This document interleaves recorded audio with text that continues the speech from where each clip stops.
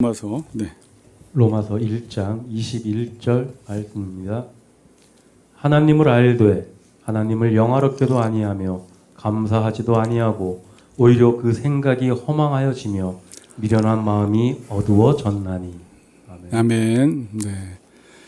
같이 인사합시다. 하나님의 은혜로 살았습니다. 하나님의 은혜로 살았습니다. 감사합니다.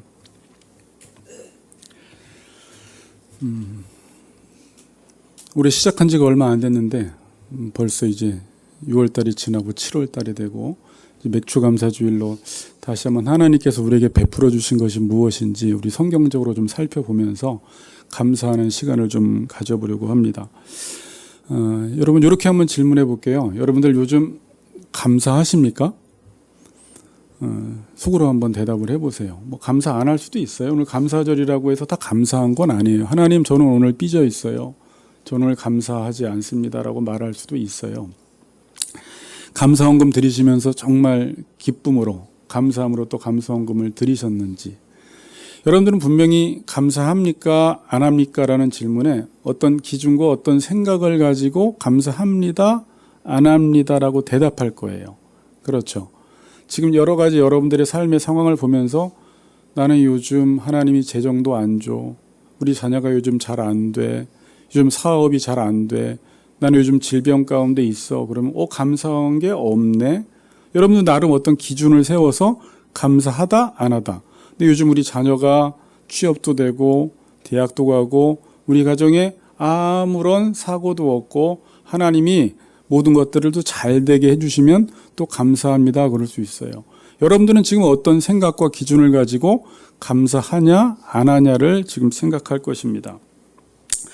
자, 오늘 우리가 로마서를 계속 살펴보고 있는데 이 로마서를 통해서 우리가 구원받은 자의 감사, 그러니까 구원받은 자의 감사가 무엇인지를 오늘 한번 생각해 보려고 합니다. 자, 오늘 로마서 1장 21절을 이정민 집사님이 읽어 주셨는데 1장 21절을 한번 보세요. 참 중요한 구절인데, 하나님을 알되 하나님을 영화롭게도 아니하며 감사하지도 아니하고 오히려 그 생각이 허망하여지며 미련한 마음이 어두워졌나니. 그러니까 로마서 1장 지금 18절 이후에는 죄인들, 하나님의 진노 아래 있는 사람들의 상태에 대해서 말하는 거예요. 그러니까 지금 죄인들, 하나님의 진노 아래 있는 사람들은 어떤 생각을 가지고 살아가냐면, 하나님을 아는데 하나님을 영화롭게도 하지 아니하고 하나님께 감사하지도 아니하고 오히려 그 생각이 허망하여지고 미련해져서 뒤에 보니까 하나님께 돌려야 할 영광을 우상에게, 우상 숭배를 하고 있는 미련함 가운데 빠졌다라고 지금 말씀하고 있습니다. 그러니까 우리가 하나님을 안다면 당연히 하나님께 영광 돌리고 당연히 하나님께 감사해야 한다는 것입니다. 자, 그럼 지금 사람들은 이 하나님을 알까요? 모를까요? 이 성경적 표현으로 할 때 하나님을 알까요? 모를까요? 믿지 않는 사람들도 성경에서 일반 계시 차원에서 하나님을 알 수밖에 없다고 지금 말씀하고 있습니다. 19절 보세요. 이는 하나님을 뭐라고요? 동그라미 알만한 것이 그들 속에 있다 그러죠. 누구나 다 하나님을 알만한 것이 그들 속에 있다. 하나님께서 이를 그들에게 보이셨다라고 말씀하고 있고요. 20절에 보세요. 창세로부터 그의 보이지 아니하는 것들, 곧 그의 영원하신 능력과 신성이, 그러니까 하나님은 창세로부터 보이지 않는 분이었죠. 그런데 그 하나님의 뭐가? 그 하나님의 능력, 그 하나님의 신성이 어디에 분명히 보여 알려졌다? 그가 만드신 만물, 이 피조세계 속에 하나님의 능력과 신성이 분명히 보여 알려졌나니 그러므로 그들이 하나님이 없다라고 핑계하지 못한다라는 것입니다. 그러니까 누구나 인간에게는 하나님이 보이지 않지만 하나님을 알만한 것을 하나님이 그들 속에 넣어주셨어요. 그러니까 우리가 일반 계시라고 하잖아요. 하나님이 말씀을 통해서도 우리가 하나님이 누구신지를 계시하셨지만 이 자연 계시, 이 피조물을 통해서 하나님이 누구신지를 보여주셨기 때문에 우리의 양심이 살아있다면, 우리가 굳이 양심이 굳어있지 않다면 양심과 이성을 통해서 하나님은 계시다라는 것을 알 수밖에 없다는 거예요. 여러분, 그 프랑스에 있는 그 승우 형제 여러분들 아시죠? 미수라는 친구인데, 이 친구는 하나님을 믿기 전부터 이 창조 세계를 보니까, 미술을 하다 보니까 너무 아름답고 너무 신기롭고 너무 기묘해서 조물주 하나님이 없다라는 것을, 그러니까 있다라는 것을 부인할 수 없다라고 이야기를 저한테 하면서 하나님을 인정을 했대요. 근데 그 하나님이 이 하나님이었구나라는 것을 알았다라는 것이죠. 자, 쉽게 표현하면 이런 거예요. 어떤 화가가 그림을 그렸어요. 그림을 아주 기가 막히게 그렸어요. 기가 막히게 그렸는데 어떤 사람이 그 그림을 보면서 이건 사람이 그린 게 아니라 그냥 우연히 그려진 거야 라고 하면 우리는 어리석다 그럴 거 아니에요. 어떻게 그 정교한 그림이 우연히 그려질 수가 있어요. 그 그림을 보면 누구를 알 수가 있어요. 화가의 능력과 화가의 작품성이 어디에 나타나요? 그 그림에 나타나기 때문에 그림을 보면 누가 있다라는 걸 알게 돼요. 이 그림을 그린 화가가 있다라는 것을 알 수밖에 없듯이 이 세상, 이 피조 세계는 하나님의 작품이에요. 하나님이 이 세상을 7일 동안 창조하셨는데 이 세상을 보면서 하나님이 계시다라는 것을 알 수밖에 없다라는 거예요. 믿지 않는 사람들에게도 하나님이 이성을 주셨고 양심을 주셔서 조물주는 살아계셔. 이 세상은 우연히 만들어질 수가 없고 진화된 것이 아니라 하나님이 모든 것들을 창조하셨다라는 것을 부정할 수 없다라는 것입니다. 그러니까 그냥 정상적으로만 생각하면, 자, 제가 이렇게 말씀드려 볼게요. 어떤 전제를 가지고 생각하지 않는다면 하나님이 계시다라는 것을 인정할 수밖에 없어요. 자, 그런데 여러분, 믿지 않는 사람들은 어떤 전제를 가지고 봐요. 전제가 뭐예요? 하나님은 안 계셔라는 전제를 가지고 보고 싶은 거예요.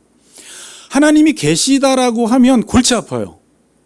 그 사람이 아니라 그분을 예배해야 되고, 나는 피조물이 되는 것이고, 그분이 모든 걸 심판한다면 그분 앞에도 죄도 짓지 못하고 너무 불편한 게 많은 거예요.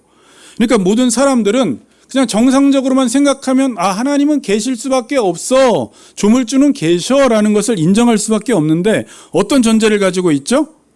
하나님은 안 계신다라는 것을 이미 자기가 믿고 세상을 보는 거예요. 그리고 만일 조물주 신이 계시더라도 나는 믿지 않을 거야라는 전제를 가지고 보기 때문에 하나님을 인정하지 않는다라는 것입니다. 그런데 그들의 양심 속에서는 계속 하나님이 계시다라고 양심이 외치고 있는 거예요. 그 내용이 중요한 구절이 1장 18절입니다. 자, 보세요. 하나님의 진노가 불의로 진리를 막는 사람들의 모든 경건하지 않음과 불의에 대하여 하늘로부터 나타났다. 자, 1장 18절에는 지금 이 세상은 하나님의 이렇게 진노가 나타났대요. 여러분들이 보시기에는 지금 막 AI 시대고 광문명이 발전한 시대고 앞으로 잘 사는 것 같지만 지금 성경적 관점으로 볼 때는 하나님의 진노가 이 세상 가운데 나타났는데 어떠한 사람들 가운데 나타났다라고 이야기해요? 경건하지 않은 사람, 하나님과의 관계가 끊어진 사람, 그래서 불의한 사람, 이웃과의 관계가 끊어진 사람들, 하나님을 사랑하지 않고 이웃을 사랑하지 않는 사람들 가운데 하나님의 진노가 나타났다라고 지금 말씀하고 있습니다. 이렇게 말해요.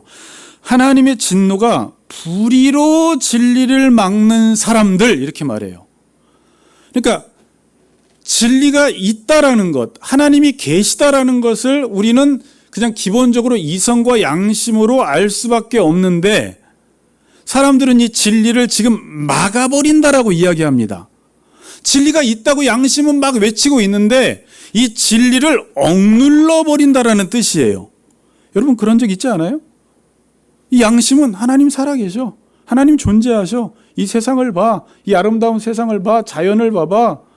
그거는 우연히 생겨날 수가 없어. 창조주 하나님은 계셔라고 계속해서 내 양심이 말하는데 우리 인간이 하는 짓이 뭐냐면 진리를 막아버린다라는 거예요. 이게 억누른다는 뜻입니다.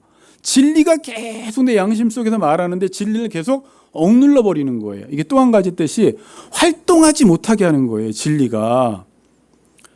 여러분 이렇게 물에서 공을 우리 아이들 데리고 놀다가 병준 집사님 이렇게 공이 뿡 뜰 때 다시 공을 확 눌러버리면 다시 어떻게 되죠? 공이 푹 올라오죠. 이거랑 똑같은 거예요.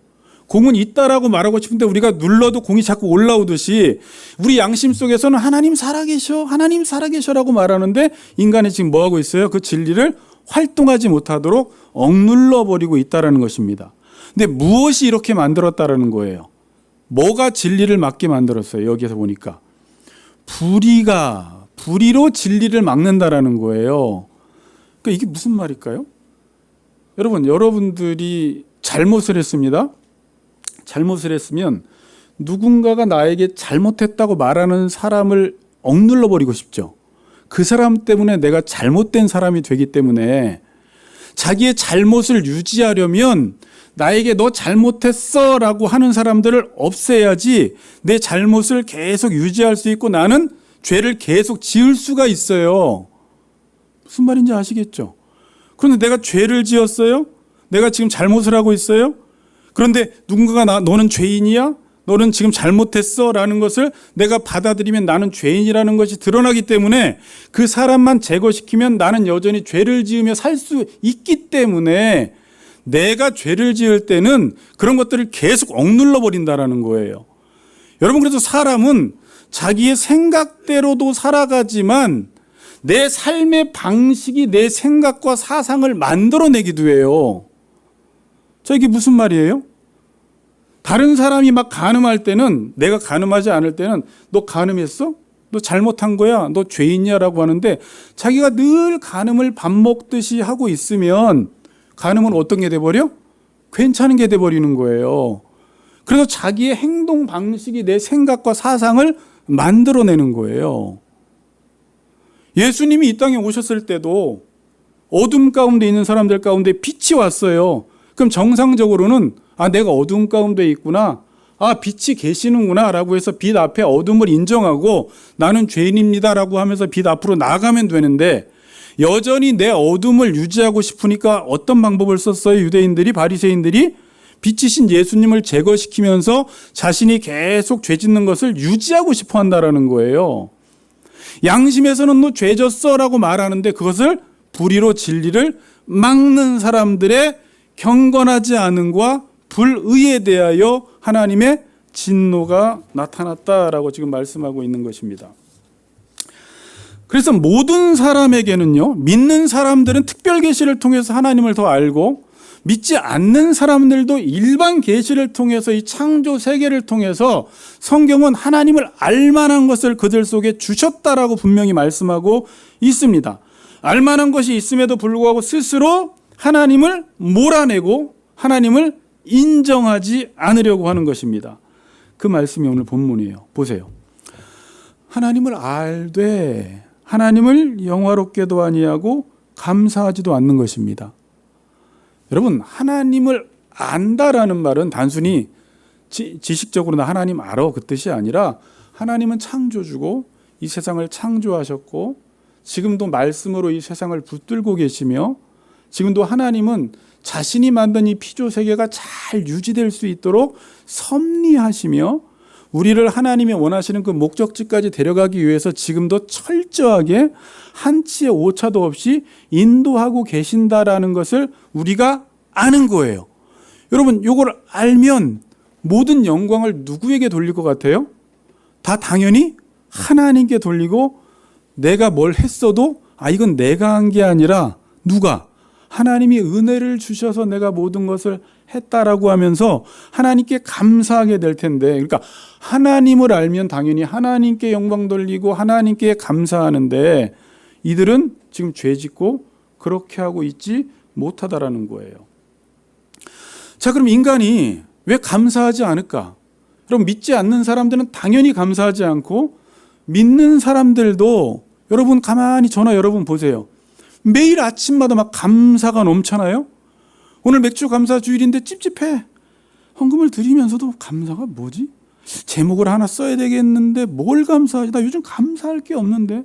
우리 자식놈들을 봐도 요즘 다 말 안 듣고, 집안을 봐도 요즘 어렵고, 어떻게 감사를 하지? 그러니까 감사할 게 없어 보이는 거예요. 그러니까 지금 믿지 않는 사람들은 진리를 억누르니까 하나님을 알지 못해서 감사하지 않습니다. 자, 그런데 믿는 사람들은, 물론 믿는 사람들도요, 집사님, 그렇죠? 우리가 진리를 억누르는 적이 있어요. 내가 잘못하면. 근데 진리를 억누른다라기보다 우리 믿는 사람들은 이 진리를 자꾸 잊어버리게 돼요. 복음을 잊어버리는 거예요. 하나님을 잊어버리는 거예요. 오늘 감사절 날은 맞아. 하나님은 지금 하나님 살아계시고 지금도 만왕의 왕으로 통치하시고 이 땅을 섭리하시고 모든 것들이 아까 찬양을 하다 보니까 다 하나님의 은혜고 지금까지 지내온 것 주의 크신 은혜라는 것을 아는데 어느 날 우리가 그냥 이 세상에서 일상의 삶을 살다 보면 어떻게 돼요? 진리를 억누르지는 않지만 이 진리를 잊어버리고 복음을 잊어버리고 하나님을 잊어버리게 되는 경우가 많아요. 그렇죠. 내가 지금 구원을 받고 어떠한 상태에 있는지를 자꾸 잊어버리는 거예요.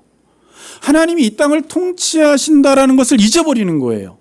하나님은 하나님이고 나는 하나님의 자녀라는 사실을 자꾸 잊어버리는 거예요. 그러니까 감사하지 않게 되는 것입니다. 우리가 은혜 받기 이전에는 어떻게 살았습니까, 여러분? 그러니까 여러분들이 하나님의 자녀가 되기 이전에 어떻게 살았어요? 보통 제가 이제 쉽게 그냥 유치부 설교하듯이 왕자와 거지로 표현하면 거지처럼 살았어요. 내가 내 인생을 책임지기 위해서 내 힘을 가지고 열심히 무엇인가를 해야지 어떤 것을 얻는데 그걸 얻어도 그건 양식이 아니었고 나의 생명이 되지 않는 것이라 하나님을 떠난 인생은 어떻게? 내가 주인이 되어서 내 힘으로 모든 것을 긁어 모으고 더 높아져서 사람들에게 인정받는 방식으로 살아왔어요.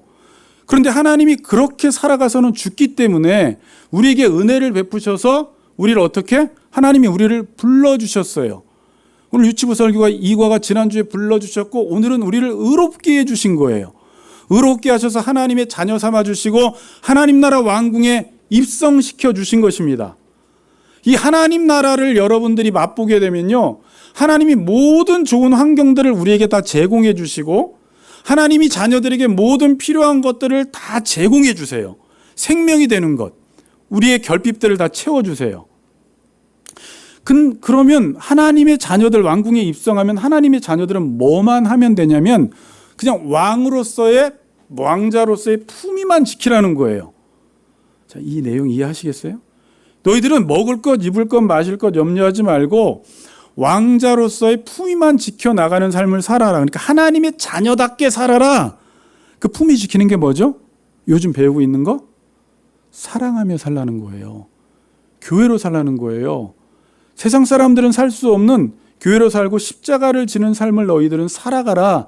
그게 하나님의 자녀들의 삶의 방식이다.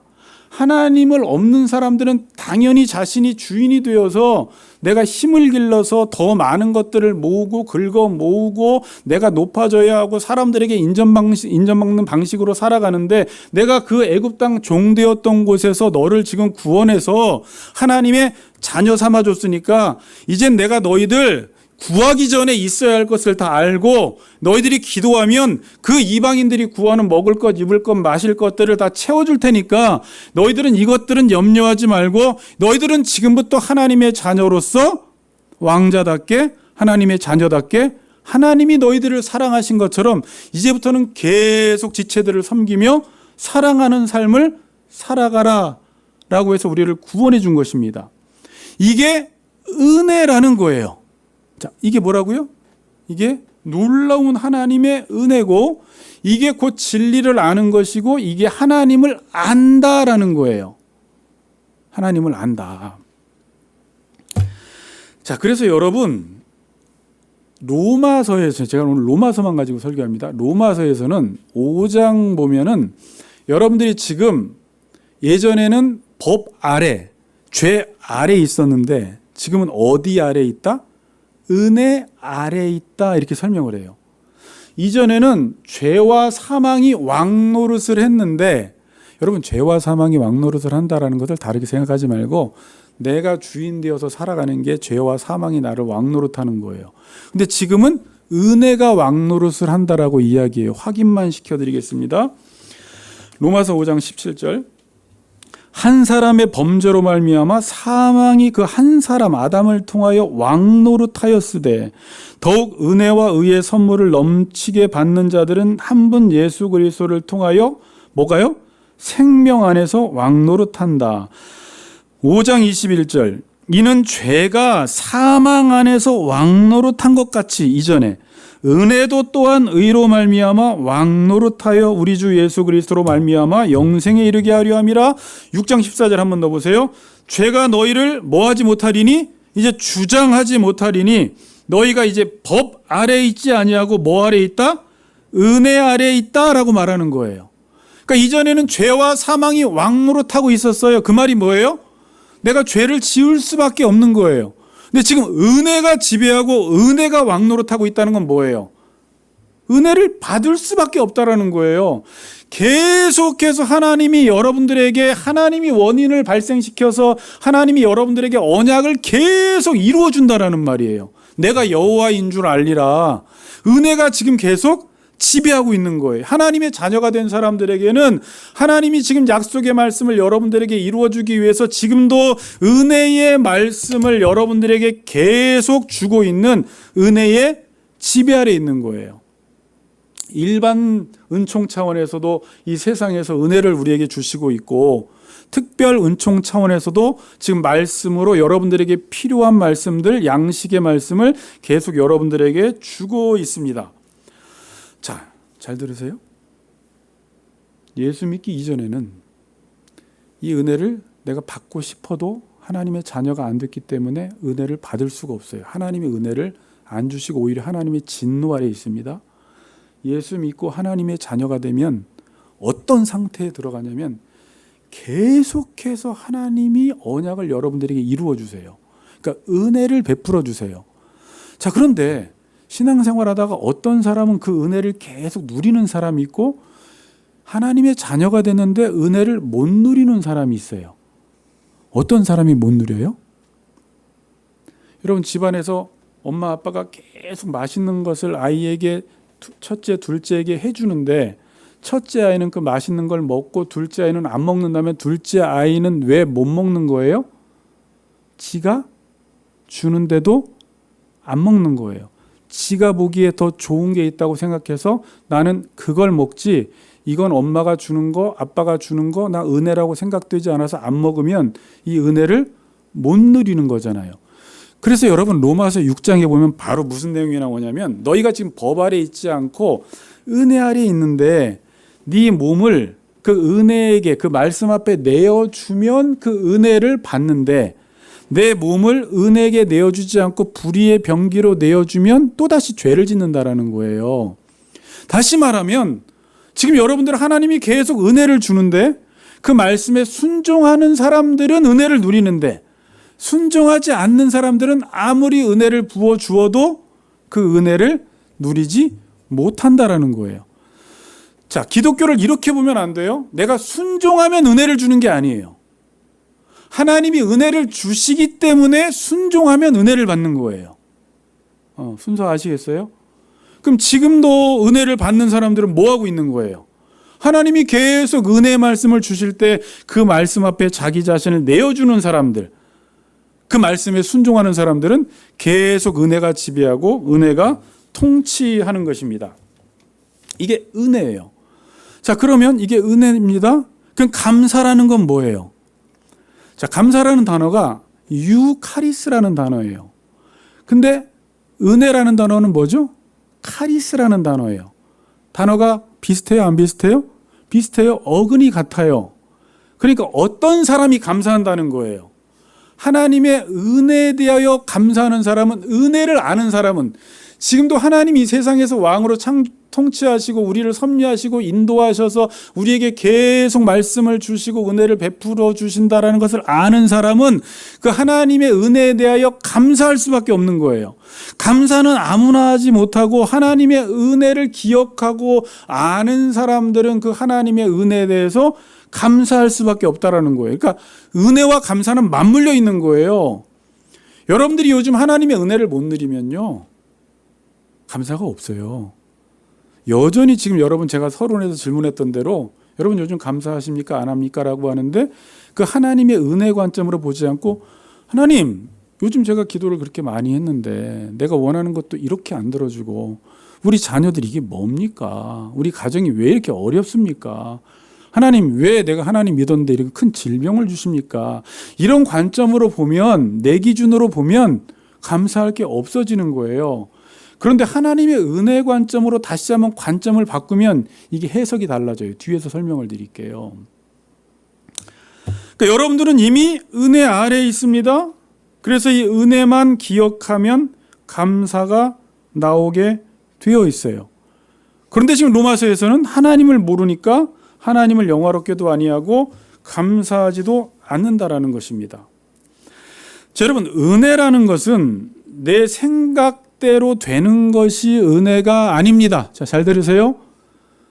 여러분 오늘 설교 듣다가 나 은혜 받았습니다 그럴 때 언제 은혜 받았다라고 이야기해요? 많은 사람들이 내 생각에 맞는 말씀을 전해 주었을 때 은혜 받았습니다라고 말하는 사람이 많고요. 내가 원하는 대로 기도했는데 해주었을 때 하나님이 내게 은혜 베풀어 주셨습니다라고 말하는 사람들이 많아요. 근데 은혜라는 것은 내 생각대로 내가 보기에 좋은 것이 아니에요. 자, 은혜는 좋은 것입니다. 그래서 에베소 2장 8절 9절에 보면 이걸 선물이라고 이야기했어요. 너희가 그 은혜로 인하여 믿음으로 말미암아 구원을 얻었나니 이것은 너희에게서 난 것이 아니요 뭐라고요? 하나님의 선물. 여러분 선물을 하나님이 은혜를 계속 주신다라는 거예요. 그러니까 은혜는 좋은 게 맞는데 은혜는 하나님의 계획과 뜻을 계속해서 우리에게 이루어 주시는 거예요.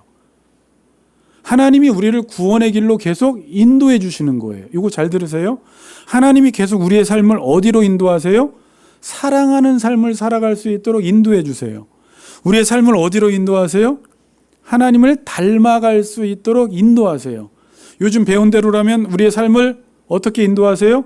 교회로 살아갈 수 있도록 인도하세요. 그러니까 하나님의 은혜는 내 생각대로 해주는 게 은혜가 아니라 아버지가 나를 사랑하셔서 오늘도 내게 하나님의 계획과 뜻을 계속 이루어 주시는 것이 은혜인데 이 은혜가 은혜 같지 않게 느껴질 때가 언제냐면 나는 여전히 내가 소원하는 대로 살고 싶고 내가 주인 되어 살고 싶고 내가 원하고 바라는 것을 이루며 살고 싶은 사람에게는 이 은혜가 은혜로 느껴져요? 안 느껴져요? 자, 여기까지 무슨 말인지 알겠죠? 은혜로 안 느껴지는 거예요. 하나님은 지금 여러분에게 은혜를 주는데 은혜가 내 삶과 막 충돌로 느껴지고 은혜가 나를 못 살게 하는 것처럼 느껴지고 은혜가 나를 죽이는 것처럼 느껴질 때가 있어요. 여러분 축구 선수가 있는데 축구 감독이 얘를 정말 손흥민처럼 만들기 위해서 엄청나게 훈련을 시켜주는 건 위에서 감독이 은혜를 주는 거예요? 안 주는 거예요? 아침 5시 깨워서 계속 PT 시키고 운동장 뛰게 하고 막 축구 연습을 하루에 10시간씩 시키고 누구처럼 만들기 위해서 손흥민처럼 만들기 위해서 계속 은혜를 베푸는 건데 진짜 축구를 하고 싶은 사람은 이게 은혜다! 라고 이야기를 하는데 놀고 싶은 사람에게는 이게 죽음으로 여겨지는 거예요. 자, 이해되셨죠? 여러분 이 세상에서 학교는 공부가 지배하는 곳이에요. 공부를 하고 싶은 사람은 학교에 가면 학교가 너무 좋은 거예요. 내가 공부를 하고 싶었는데 공부를 계속 가르쳐 주는 거가 은혜, 공부가 지배하고 있는 거예요. 근데 거기서 나가서 놀고 싶은 사람들, 나가서 지금 당구 치고 싶은 사람들은 이게 학교가 은혜가 아니라 날 죽이는 것 같은 거예요. 어떤 사람에게 은혜가 은혜로 여겨지지 않는 줄 알겠죠? 여러분 헬스클럽에 가면 운동하고 싶은 사람은 그 모든 기계가 와 이래요. 다 은혜야. 운동이 지배하고 있기 때문에 자신을 훈련하고 싶은 사람에게는 근데 나는 운동이 너무 싫어. 나는 침대에 있는 게 제일 좋아. 나는 침대에서 자고 싶어. 그런 사람은 이 운동기구가 더 어떻게 보여요? 운동이 지배하고 있는 곳에서도 나는 그거 하기 싫은데라고 하는 사람은 이게 은혜가 은혜로 여겨지지 않는다라는 것입니다. 추워서 왔다 갔다 하시는구나. 자,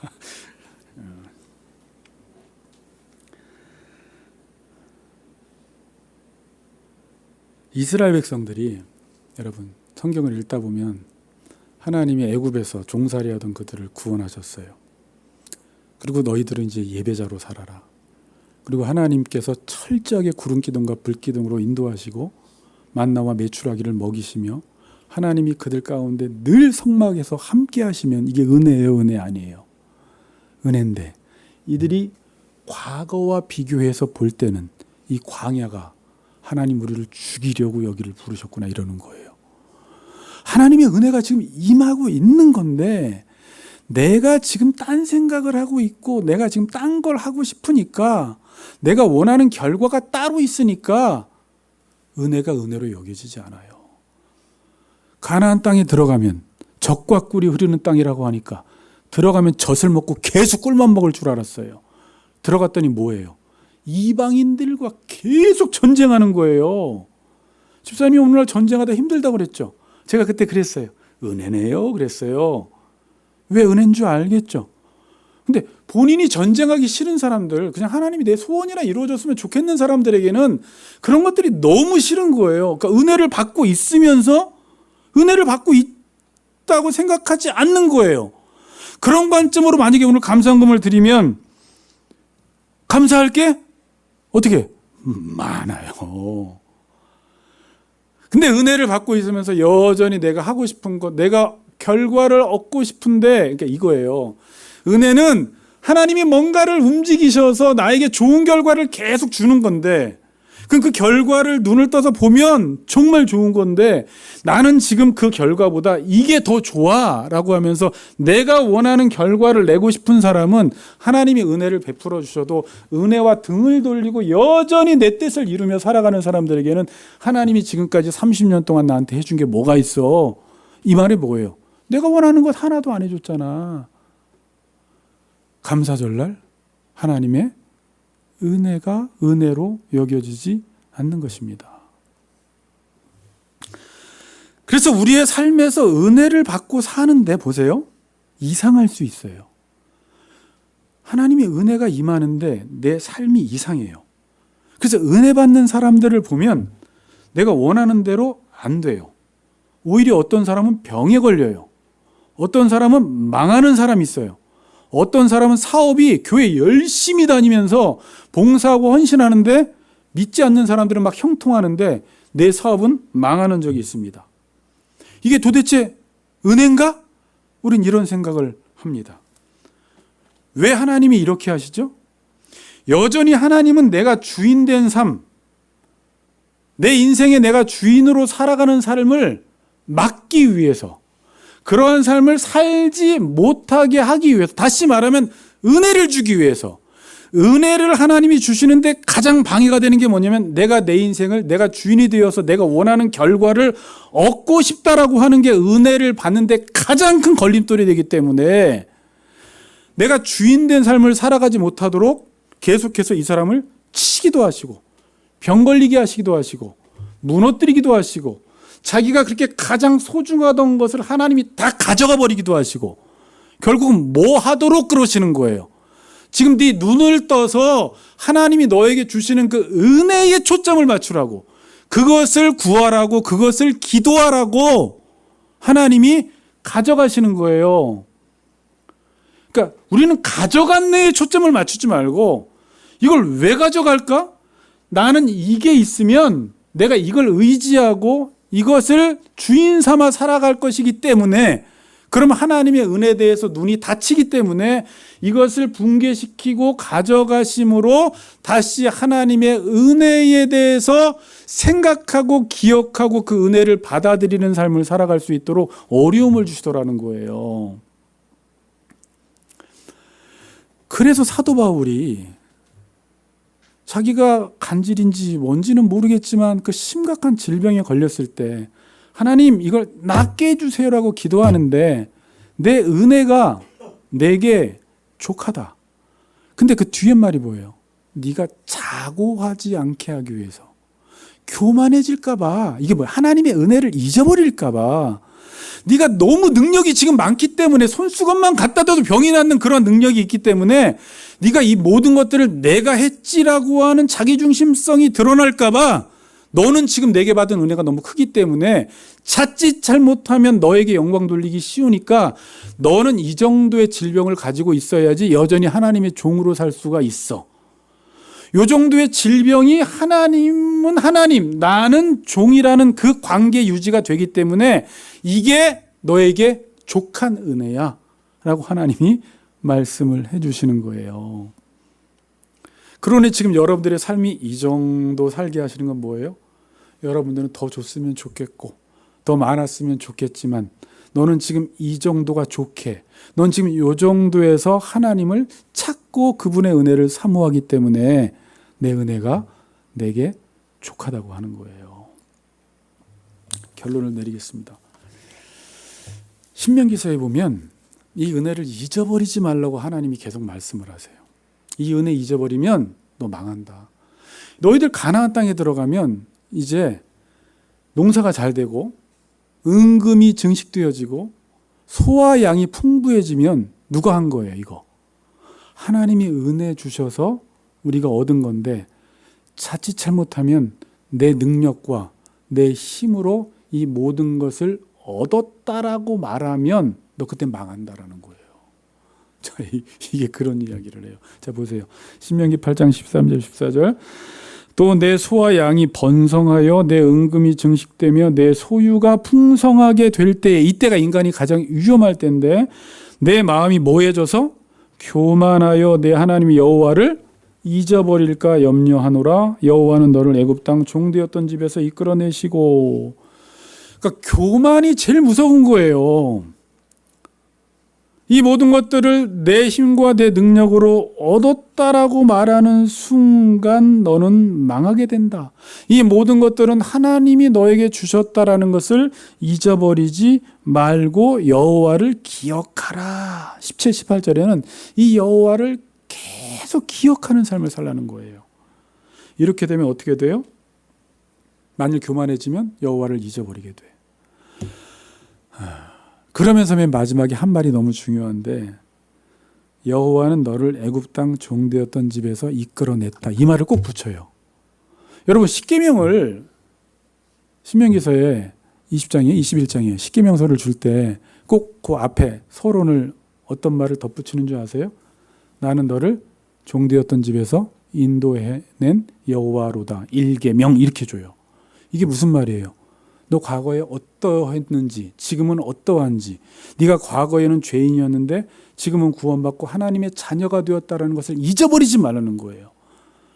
너 과거에는 죄밖에 못 짓는 죄인을 하나님이 예수 그리스도의 피를 통해서 너를 구속하셨고 속량하셔서 이제 하나님의 자녀 삼아 주셨기 때문에 다른 우상 섬기지 마. 이렇게 지금 설명하고 있는 거예요. 여기서도 그 얘기를 하는 거예요. 여러분, 그래서 오늘 감사절날 저도 마찬가지예요. 그냥 지금 우리의 형편만 보면 뭘 감사하지? 감사거리를 찾지 마세요. 그러면 감사거리가 없을 수도 있어요. 있을 수도 있지만 그럼 다시 우리의 감사가 넘쳐나려면 어디로 가야 돼요? 다시 하나님의 은혜의 자리로 돌아가는 거예요. 내가 원래 어떤 사람이었는데 지금은 어떤 자리에 있는지, 하나님의 자녀가 되었는지를 생각하면 다시 마음 깊은 곳에서 나도 알지 못하는 사이에, 내가 인식하지 못하는 사이에 하나님이 여러분과 여러분 가정과 우리 교회를 지금도 하나님의 뜻을 이루는 방향으로 우리를 인도하고 계신다라는 이 사실을 생각하면서 오히려 하나님께 불평하기보다는 여전히 내 뜻과 나를 주장하며 자기가 주인 되어 살아왔던 그것들을 죽이며 다시 하나님의 종의 자리에 설 때 오늘도 여러분에게 베풀어 주신 은혜가 너무 크고 감사하다라는 것을 느낄 수 있게 될 것입니다. 오늘 이 감사절날 은혜가 넘치시기를 주님의 이름으로 축복합니다. 아멘. 잠깐 한번 기도합시다.